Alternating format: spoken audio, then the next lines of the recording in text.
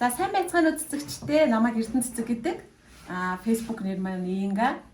За миний тарж дурлан тарж ургуулдаг цэцэг бол Азалия. Өнөөдөр оймын буланд өөрийнхөө одоо Азалия тарж ургуулсан туршлагаасаа бас тодорхой хэмжээнд мэддэг чаддаг юм та бүхэндээ хүргэе гэж бодож ирлээ. Азалия гэх цэцэг маань монголоор тэрэлж гэж нэрлэдэг.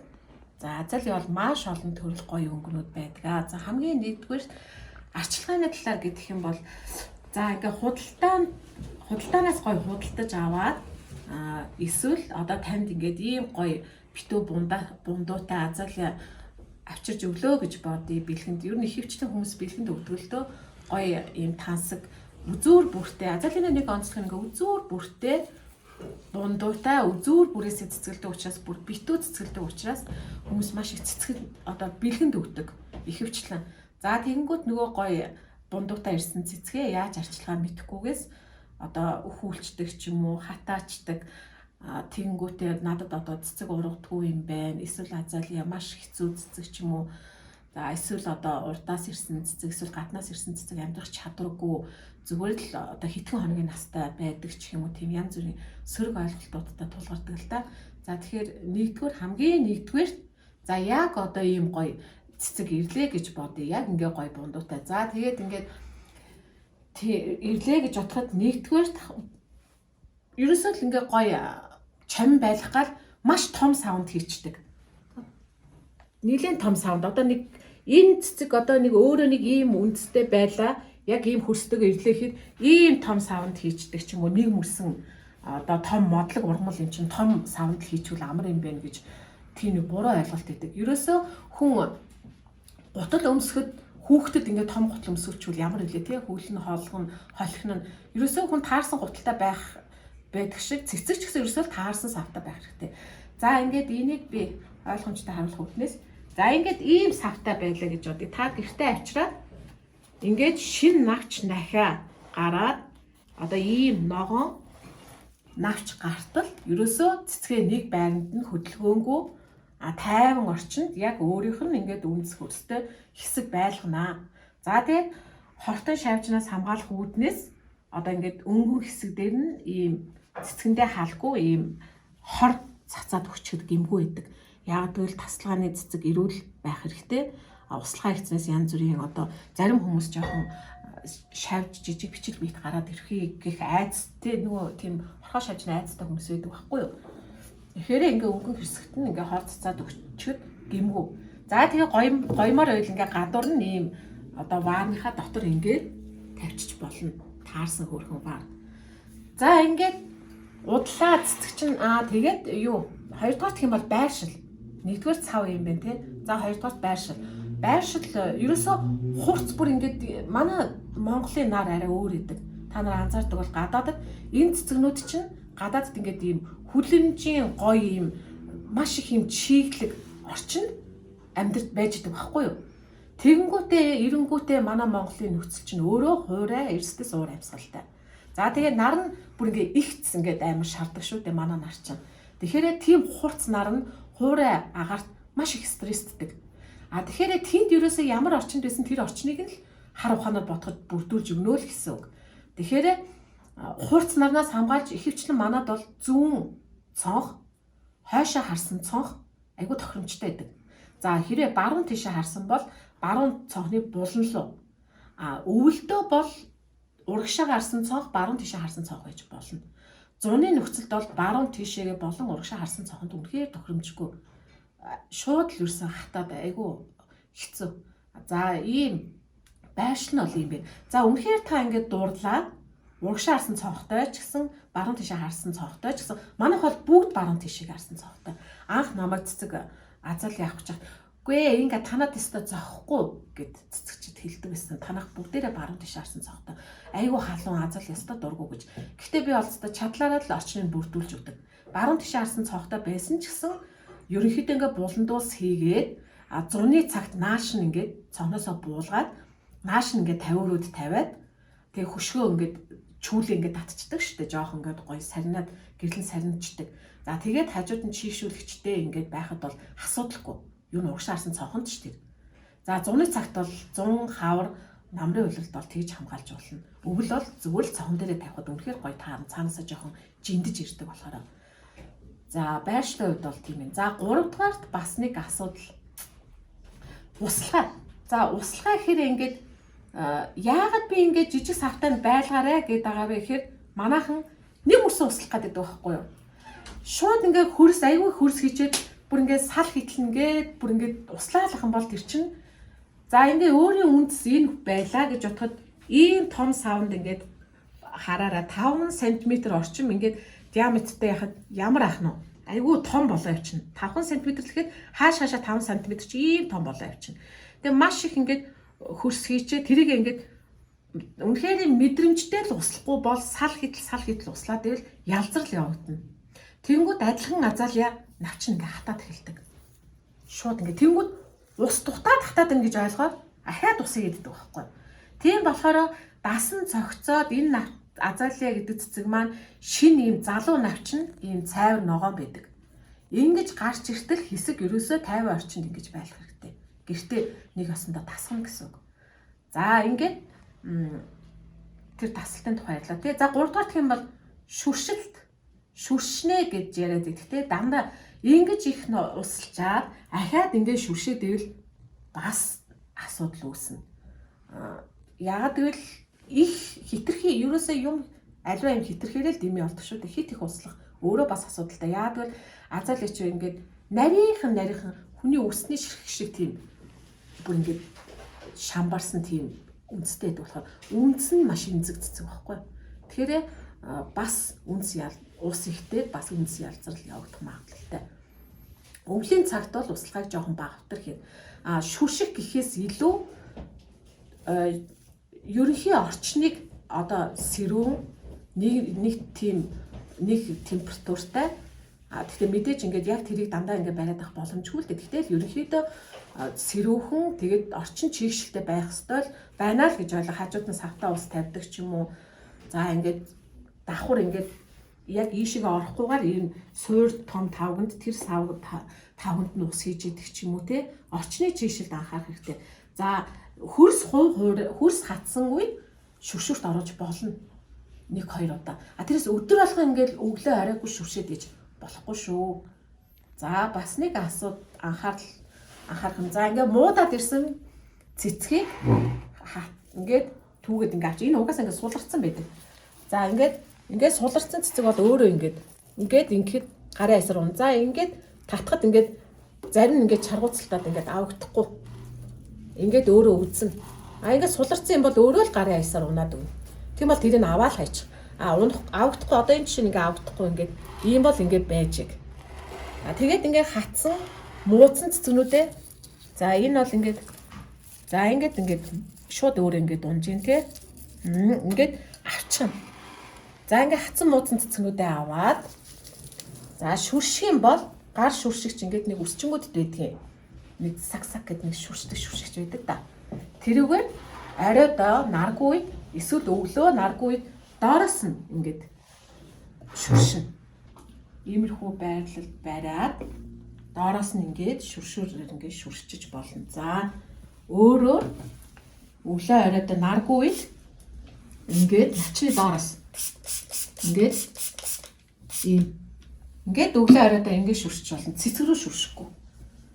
За ингээд муудсан хатсан цэцгнүүдийг аавна. Яа тэгэхээр ингээд гэдэг хэрвээ энэ цэцэг хиймэл цэцгэр биш бол цэцэг нь харагдана. Манай бүсгүүчүүд маань ингэдэг байхгүй. Яа миний цэцэг ингээд муудаад эхэллээ. Одоо ингээд царай алдаад ингээд энэ ингээд бас ингээд өгөх гэж байгаа болов ингээд ирлээ гэд. Үгүй ийм гоё байсан юм чинь ингээд цаг хугацаанд явцаж жоох удаад ирэхээрээ хагдраад энэ цэцэг маань ингээд муудаад ингээд ирнэ. За тэгэхээр тэднийг ингээд түүгээд энэ шиг ингээд түүгээд өөрөө угаасаа ингээд сул болчдөг хүн дээрөө. За ингээд түүгээд авч хаяхгүй бол цэцэг өөрөө жоохон тамирддаг. Одоо нэг хатсан муудсан тэр наавч бундуу энтрийг түүхгүй бол. За ингээд цэцэг маань хөөхөн шин навч нахиад түрээд дасан зогцоод гой болоод ирэнгүүт хөрсний асуудал гэж байна. Сав хөрсөө яаж сонгох вэ? За азалинд ерөөсөө дээд нь 2 ерөнхий диаметрт бол ерөөсөө 2 см-ийн илүү. Энэ одоо яг ингээд ийм өөрийн хэмжээтэй ийм хөрстэй савтай байд үндэстэй савтай айлаа хэд ерөөсөө 2-3 см-ийн диаметртэй хамгийн тохиромжтой байдаг. За яг хуу 4 см орчинд байж болно. Нэг өсрэл жишээ нь энэ цэцгийн хувьд ярьж байгаа шүү ийм бий байхад за ингээд нэг 3-4 см хэрвээ гол ишний бүдүүн бол арай 5 см ч юм уу те болно тийм байж. За тэгэнгүүт дуртай баарандаа одоо ингээд сайхан доор нь ингээд дэрнаач одоо ингээд энэ сав байлаа гэхэд энийг 3 хуваасны нэгтэн заавал энэ дэрнаач гэж юм хүн дээр үлгч юм хийж өгнө. Баар байлаа. За тэгэнгүүтээ хөрснийх нь найрлах нь азалын өөрийн зориултыг хөрс гэж байдаг хүчлэх нь тохирсон. За тэр хөрсийг авч болно. За эсвэл уулын хар шороо, шигсэн шороо гэж байдаг шүү дээ. Мундаг өөрсдөө хөрсөө бэлтждэг бүсгүүчүүд бас байдаг да хар шороо энэ төр гоё шигшчдэг, ил сентрээ гоё ингээд угаачдаг, ил сентр авчдаг юм. За тэр хүмүүс маань хар шороогоо баг зэргийн илстэй, азалын бол илсэнд үнэхээр дуртай. Чигээ сайн барьж өгдөг учраас. За баг зэргийн илстэй, хар шороотой тэгээд хөвдөө хөрстэй холиод тэгээд цэцгээ суулгаж болно. За доор нь заавал нөгөө дэрнаач гэж юм хийж өгнө. За тэгээд хөрсөө найруулад хийлээ. Тэгээд цэцгээ өөрийнх нь 50 орчинд арчилнаа. Ерөнхийдөө бол нэг ийм л хідэн дүрмтэй услагааг ихтүүлэхгүй бас багдуулж болохгүй. Тэгээд ингээд ийм савтай нөхцөл ерөөсө доошоогоо суур тавг руу ус бүр ингээд гоочтол сайхан хамтал нэг сайхан услаад өгөх хэрэгтэй. Ялангуяа уран дулааны цагт хавар одоо ингээд гадаа ингээд нар ингээд ээгээд цаг наашилж байгаа удаа хамтал нь услах аюул шаардлагатай байдаг. Зарим баруун талын булан молондоо зарим урагшаа харсан цонхон дээр байгаа юм азалын өдөрт 2 удаа устуулна. Урсдуулах хэрэгцээ гарна. Тэрийг харна.